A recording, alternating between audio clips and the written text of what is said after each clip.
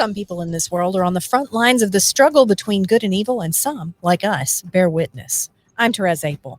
And I'm Nicole Kral. You may have heard us as we worked on stories and series about law enforcement and crime. And it's safe to say we've seen some of the best and worst of human nature. We decided there's no greater honor than bringing you the stories of the men and women who seek out the monsters, who speak for the victims, and who put the pieces together on some of the biggest Mississippi crime stories of our time. Welcome to Investigation Homicide.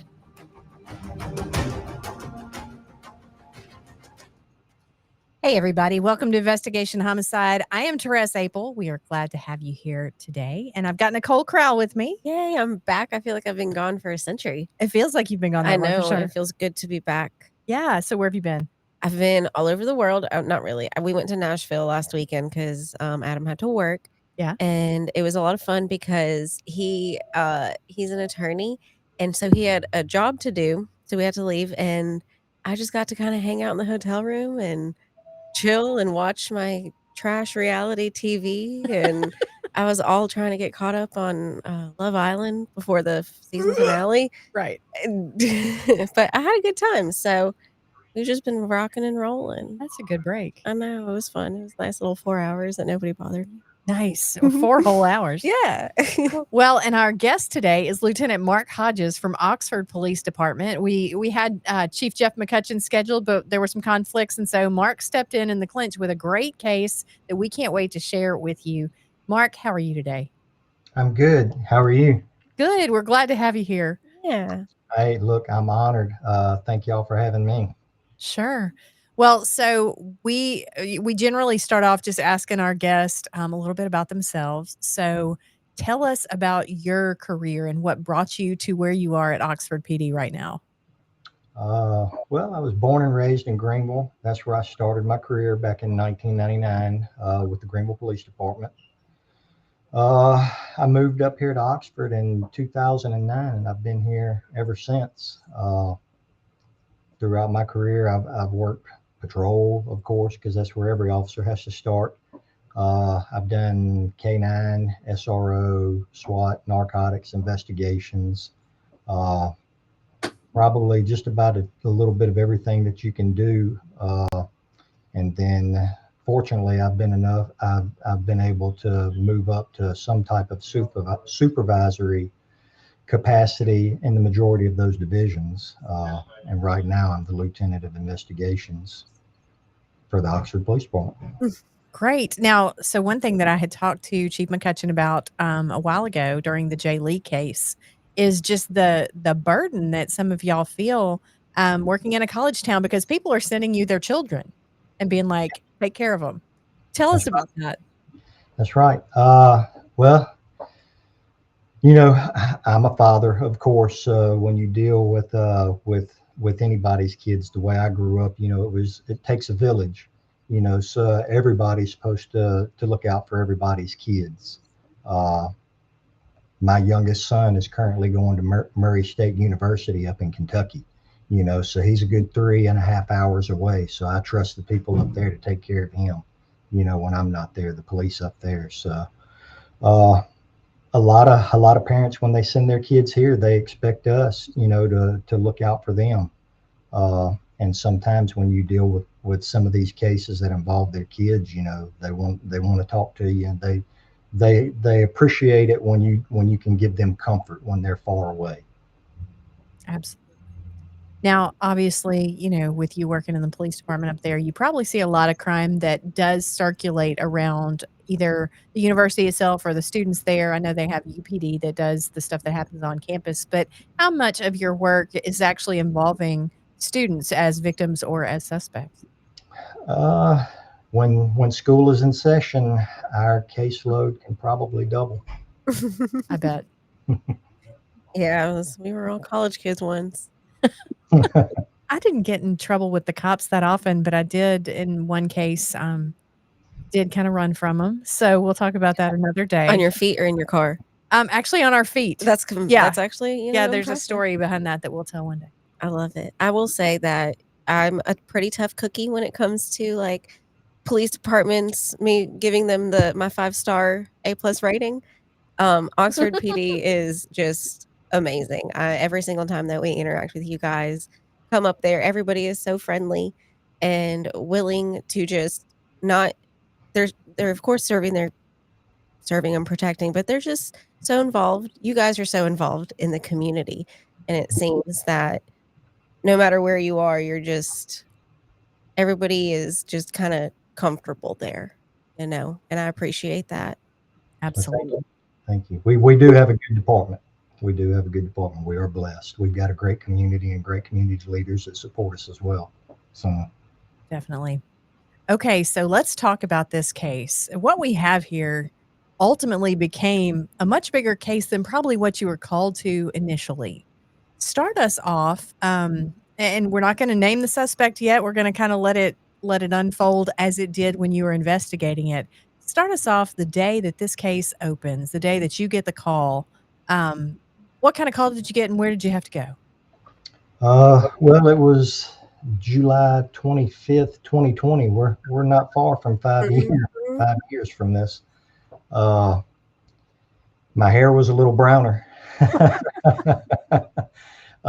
It was actually early in the morning. I was a detective on call, so I got called about this case, a burglary and an assault.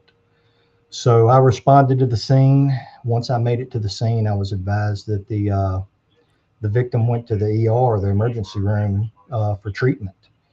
Uh, I was advised that the living room window had been slightly left open by the officer that was on the scene, and that nobody had been outside the window, so that area was hadn't been contaminated. So, with the victim being gone, I started processing the scene, and outside the window, I found what appeared to be boot impressions in the dirt. So, after photographing the scene, collecting the evidence, and there was some DNA evidence that we collected from the scene. Uh, After I did that, I went to the ER to meet with the victim, uh, and to get her statement.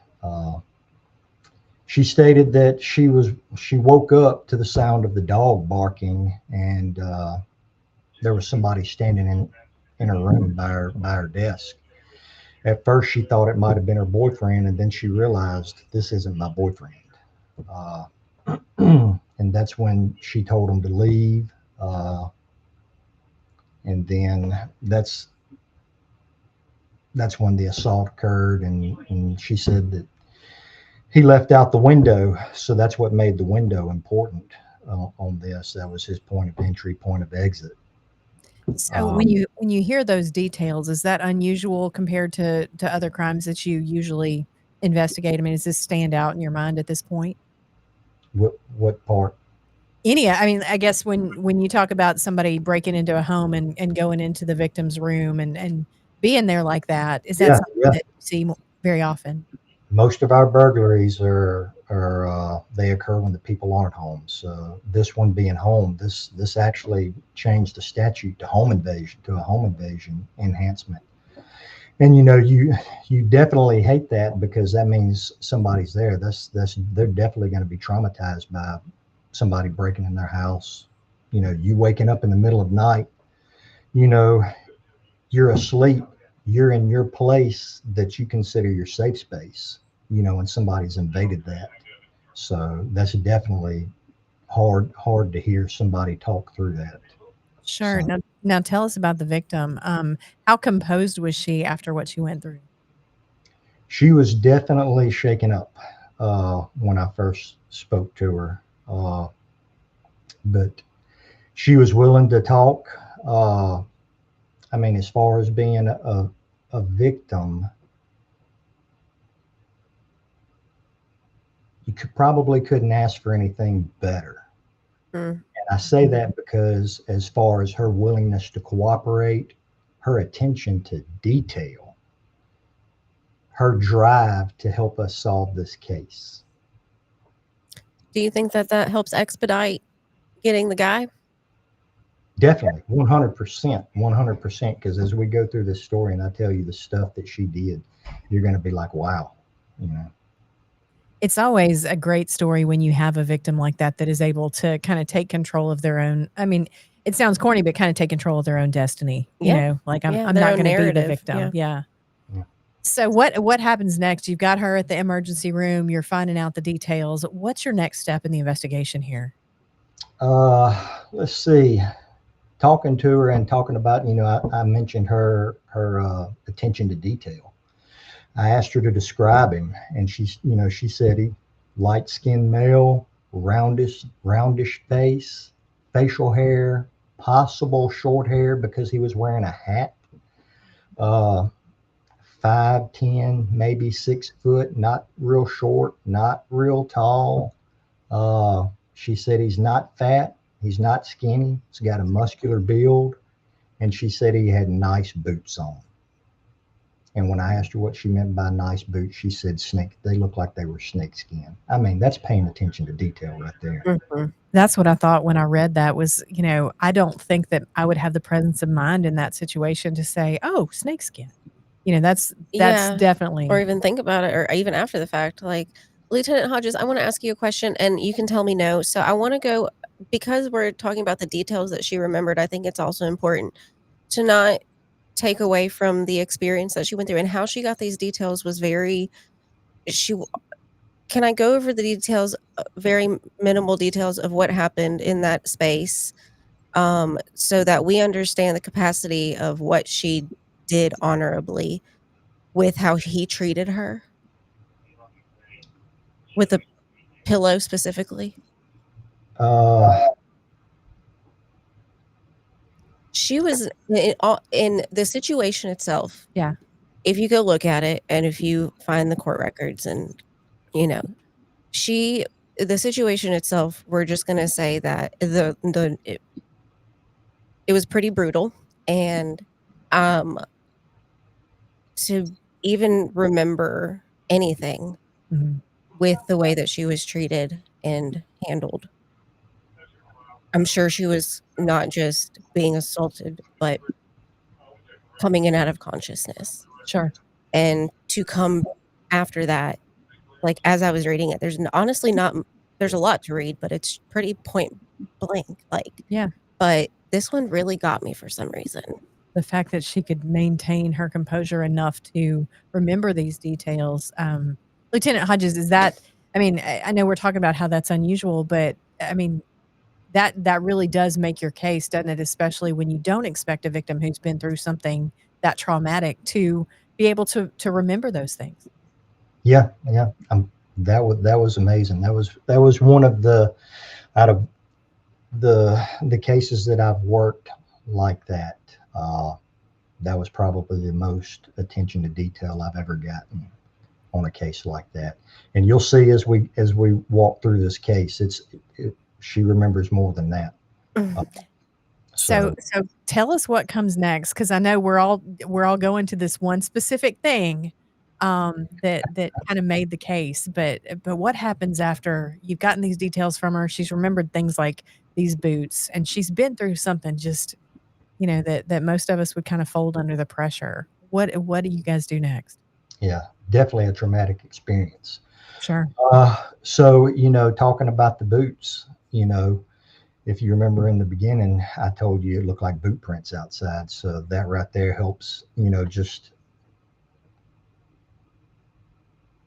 I guess build up the case a little bit more. Your things are starting to just slowly come into place for you to where things are kind of making sense. You feel like you've got something, you're on to something. The boot prints outside. She said boots, so you're like, okay, we've got something here. We're on the right track. Uh, so once I left the ER, it done got early in the morning. I was out there a while. So I contacted my supervisor at the time and updated him on this incident. And so we met at the Criminal Investigations Division. We reviewed the evidence, the photos that I took, the statements. And then we also discussed the possibility of this case being linked to another case that occurred 5 days prior on July 20th, 2020. 20. Uh, in this case, The victim on this one advised us that she was sitting in her bed at her residence and that her bedroom door was about halfway open. She said that she was sitting there and the door across from hers cracks open and she sees a hand throwing pieces of clothing into her room. And these articles of clothing were bra and underwear. Uh, she said that she yelled for him to get out and that she called 911 as she was closing her bedroom door and locked it. She said that she heard movement in the room, heard the door shut, and then she didn't hear anything else. Once the officers arrived, they cleared that residence. The detective on call was notified, and he responded. Uh, as he processed the scene, he noticed that there was also a photo of the victim and her friend that was thrown in the hallway, along with the clothing. Uh, the clothing that we're talking about was scattered in the hallway and into her room. There were stains of an unknown substance on the photograph and some on the clothing as well. What When you what Go ahead, I'm what sorry. what brought my attention back to this case was the fact that the window in the bedroom directly across from hers, the blinds were bent and broken, and the window was unlocked and it was slightly cracked open too, just like the one in the case that we're talking about now. It's little things like that stand out to you and throw up a red flag that, hey, we might have something here. Uh, so we discussed that, and we decided that we needed to follow up with my victim. So a couple days after that, we followed up with her. She was able to recall more details about this incident, and so we asked her, would you feel comfortable working with a sketch artist to help us attempt to identify this guy? And she agreed. She was like, yeah. Now Uh, let's pause there for a second because I want to kind of go back to this other victim. mhm. What's going through your mind too? I mean, the window is a huge thing, but when you realize that you've also got somebody who were these her bra and panties that he was throwing at I her? have so many questions. Yes, yes, So do you infer from that? Does it sound like he has been in her apartment prior to this? yes. It's disgusting. And it's terrifying. That is terrifying. I don't know what I was expecting because the whole time while you're telling that story, I'm like, That's really bizarre." Like, if you got that call, I can't imagine being like, what you would think, "Hey, some random dude just came in and started throwing clothes at me and then left." Until you realize it's your clothes And and it's then your the pictures. pictures, and then you just never go outside again. Never leave your house. Yeah. Okay, so you said that she says that she'll work with this sketch artist, and what do you have to do to get her there? So we found a sketch artist in Tennessee with the Tennessee Bureau of Investigations, and he agreed to help us. So we uh, we picked her up one morning. We drove up to Tennessee. She spent about 4 hours with the sketch artist. Uh, and when they got done, he showed us the sketch, and I mean, the guy did an amazing job. And then once you see the suspect's photo later on, and you have it beside the sketch, you're going to be like, "Wow, very, Okay, very good so job." so let's take a look at that sketch, Daniel. Okay, so we're not gonna talk about the suspect yet, just the sketch. Um, so that's the sketch that they came up with, and this was something that of course, you look at. I remember as a reporter covering this case and seeing that and thinking, "That's a heck of a sketch." That's you can already look at it and just be like, "Wow, they're gonna catch somebody from that." What was your initial thought when you saw that, but you didn't know who your suspect was yet? Uh, when I saw that sketch, I was like, "Wow, that's a good job." Uh, and then just going off of, like I said, what she had described to us, when you're looking at that sketch, you're like, "Man, that I couldn't have done a better job." That's a Uh, person. yeah, that was amazing. He did a great job for us. I'm so So fascinated by sketch artistry. because when that popped up in this case, I was like, "Damn, that's just something," like, it's like a, lie detector tests to me. It's like, I kinda just wanna talk to a sketch artist and see if I can create you Right. just by describing you. I think that's Right. just such a cool talent. Yeah, for him to sit there, for her to describe that, those features and everything, and Yeah, for him to draw it out there, that was pretty amazing. it's so cool. Well, and y'all had to go to Jackson, Tennessee for this. We did. Do was that the closest one or was that the best one? That was the closest we could get. Wow. So, and he actually met us there. He wasn't from Jackson, Tennessee. He met us there. So, Wow, where'd he come from? I believe it was Nashville. Okay. Okay. Yeah. So, okay, you've got the sketch, you've got an idea. Now, the victim, didn't she at first, she thought she knew who this was. Talk to us about how you figured out that it wasn't. Well, in the beginning, she thought it was her boyfriend, and she realized it wasn't him. Then she had thought it was somebody else, but she was like, once I got a good enough look, I realized it wasn't him either. And she was like, I did not know this guy. Yeah, that's gotta be probably the scariest, well, it's not the scariest part, the whole thing is scary, but, so how does that complicate your job when you don't have any she doesn't have any idea who it is, so that makes it harder for you guys? Yeah. So, like I said, we had DNA that we recovered from the scene. So we sent that to the Mississippi Forensics Lab, but it's not like it is on NCIS and all those shows. You don't get that turnaround within an hour. They have to do their job. So that was part of the process of trying to identify this guy.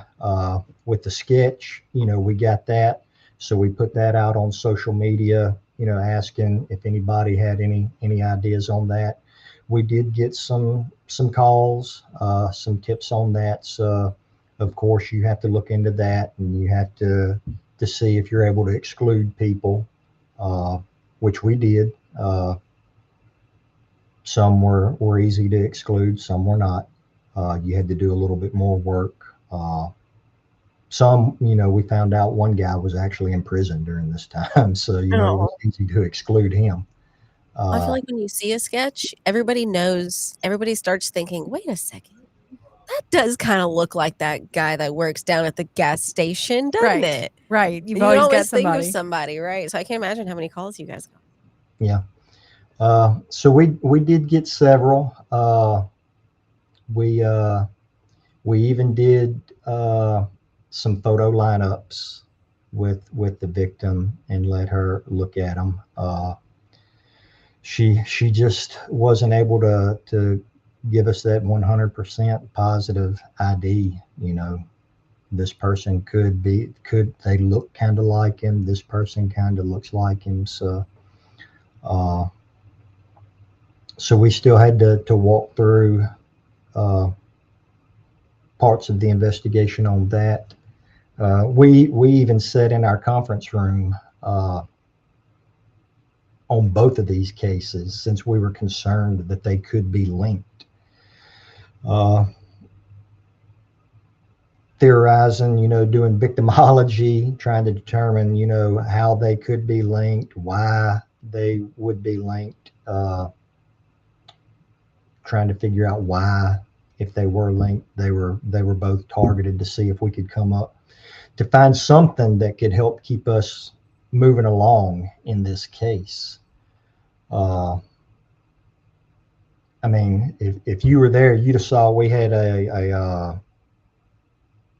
the old pegboards. We had Mm. photos on it. We had strings, going from one thing to the other. I mean, we actually did some old school strategies trying to figure this one out because it was a tough one in the beginning. Now, what was the next step to getting you to, I mean, it's one thing to have a face, but you still don't know who that guy is. How do you figure out who that is? Uh, let's see. We we we ended up getting a call from the forensics lab, and they gave us an answer to a question that kind of makes you a little nervous. And that was, hey, the DNA from both of your cases is a positive match. These cases are linked. Your suspect is the same suspect in both of these cases. So that kind of makes you a little nervous now, because now you've got a guy that's done went into this house and committed this crime, and then he's also 5 days later went into another house and committed another crime. Do you Uh, assume at this point that he may have done more than just this, and these are just the ones that have called police? it's possible, and that's the type of thoughts that go through your head that can make you nervous. So at this point, now you've got DNA. What is what leads you to the suspect that we know of now? Okay, so we get the forensic lab. We request them to run the DNA through what they call CODIS, and unfortunately, at that time, the suspect's DNA was not in the system, so it wasn't giving us a hit. Uh, but we did get lucky. Uh, we received a call from a Union County Sheriff's Department investigator, stating that they had had several residential burglaries where the suspect had broken in the houses and stolen lingerie. Uh, their investigation led them to some video surveillance of the suspect inside the residence, and they made an identification on the person. The victim of that residence actually knew the guy. Uh, and they told us that it was Wayne Fiddis Jr. They had arrested him, and they believed that he was the same individual wanted in our case, because he shared the same method of committing his crimes. So,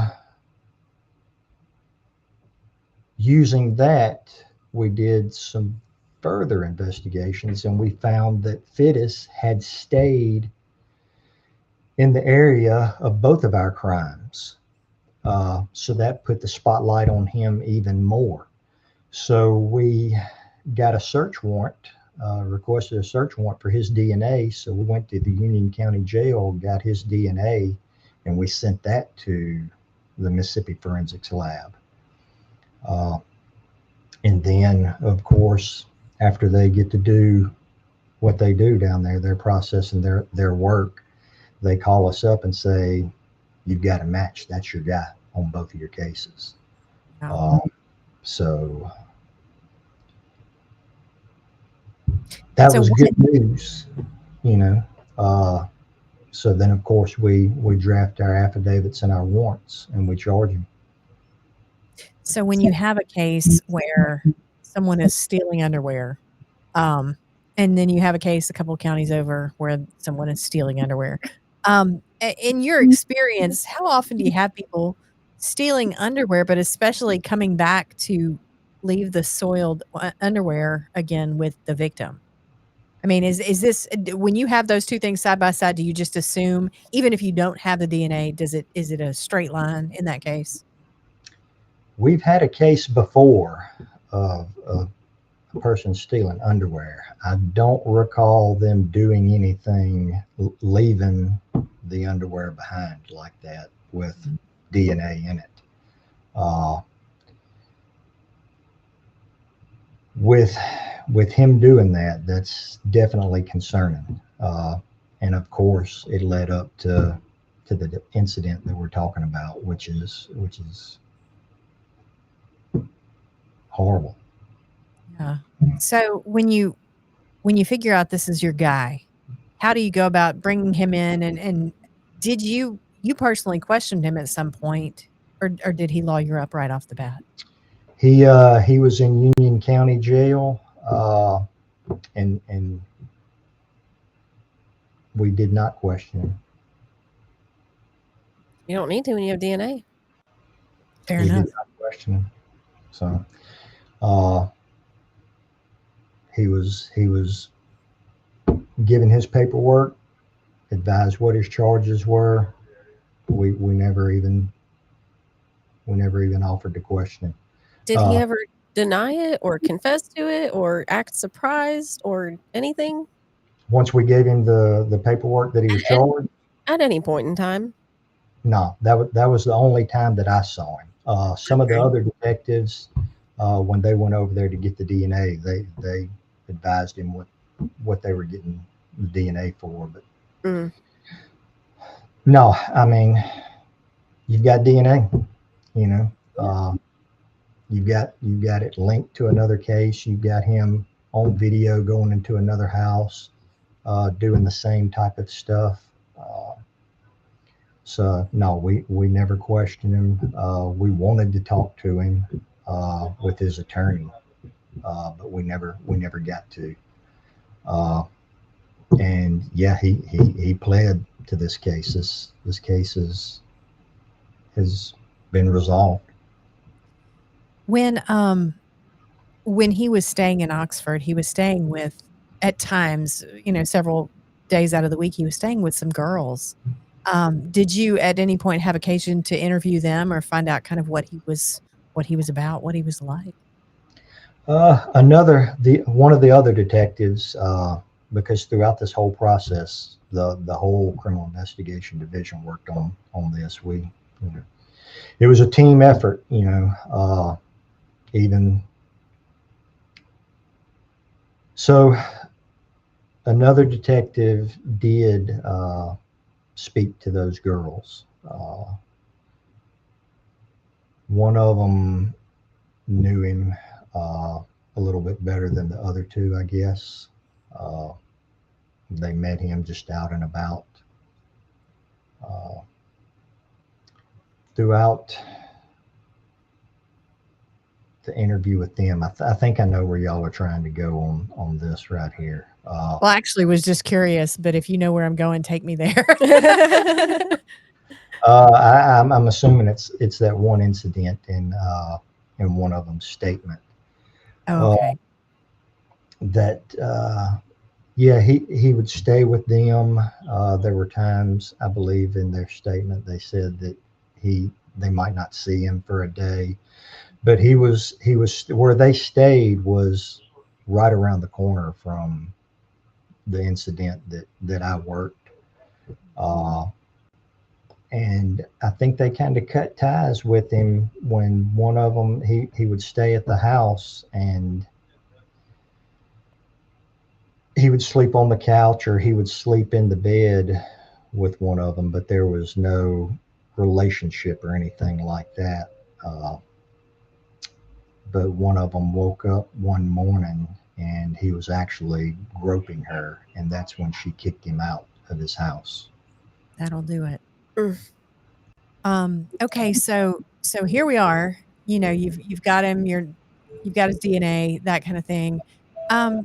When you kind of post game this case, what are you thinking about him as a suspect, as a person? Do you feel like he would have reoffended at any point?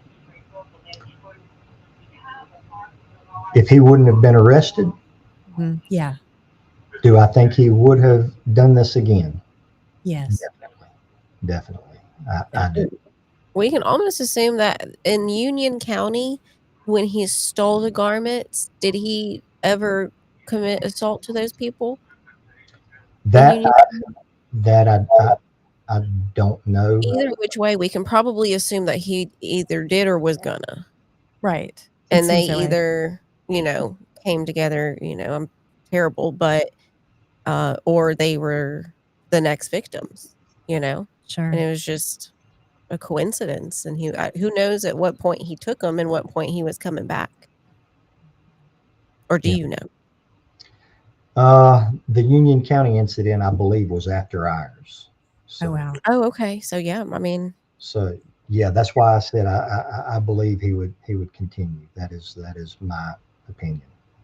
My Do we thought. feel like at any point, I mean, is there any evidence that shows that he had been in our primary victim's house prior to the night of the incident? Like, No, was he previously entering these houses and then coming back later? Like, was this his second time in there? for my case, no. We only think that he was in there that one time. That was his first time in that residence. Is there any evidence that he knew the apartment layout or anything like that, or was she just sleeping hard enough she didn't hear him come in? She was just sleeping hard enough she didn't hear him come in, apparently. So It's nice when you can sleep that hard. I don't fault her for that at all. yeah, I know what you mean. Yeah. That's kind of foreign to me, but I know it happens to people. Oh, me. But yeah, I mean, so there was another player. Do we want to bring in the boyfriend? Just talk about kind of his Yeah, reactions, I guess. because I think he was there when you guys showed up to the apartment first, and he went to the hospital with her, and I think he was maybe the first point of contact for the police officers that were the first responders. Yes. Kind of how did he play into the Her case? friend. Yeah. How did he act throughout the entire thing? Uh, well, I mean, he was definitely upset, you know, for your girlfriend to go through something like that, and especially you're not there. Uh, so Did you guys do anything to rule him out? we did, because like I said, we collected DNA at her residence, and with that being Mhm. her boyfriend, we Okay, needed that to makes get his DNA to rule any DNA that we find there out. out. Uh, you know, Fair. so yeah, so we did need to get his DNA to rule him out. Uh, and he understood, he Yeah. was cooperative, he was very supportive of everything that we needed to do. He understood. He was very supportive of her throughout this. I thought it was interesting because in some of the information that I read, it talked about one of the detectives that interviewed them, or one of the officers on scene that had interviewed them both in a case where they were both agitated, and it was like they were kind of fighting, and this officer had made note in the notes that, like, okay, they were both acting a little strange, but what that said to me wasn't necessarily anything that pointed to anybody doing anything wrong, but just the stress Mm. that something like this, can put when you're in a situation where someone has been in your home, where someone has attacked you. You now have to deal with, like, my life is not the same now than it has been, and it never will be, because now my privacy's been violated in this way.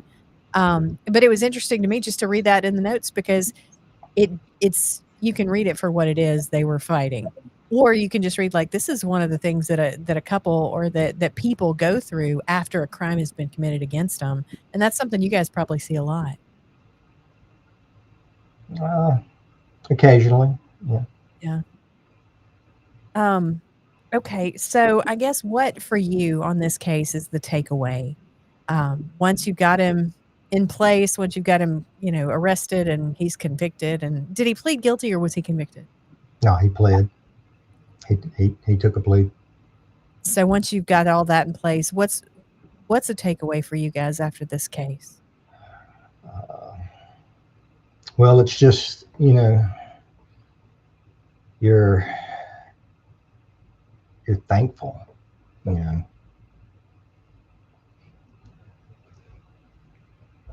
Just to kind of have gotten him out of the way? Yeah, it's a criminal off the street. Uh, you feel like you've done your job. Uh, Justice, and then you know for your victim, and then hopefully closure. Mhm. Do you ever think about, and this is something that I think, when people are trashing cops, I just have to stop and think about a case like this. You don't know how many people you saved, you Mm. know?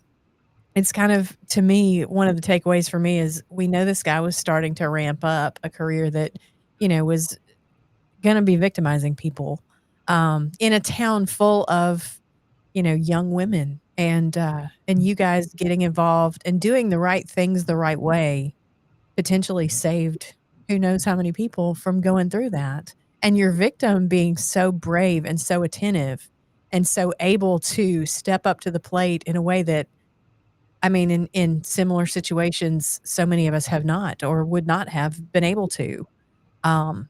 It to me is is just a testament to both her and to what you guys have going on at OPD and your detective squad.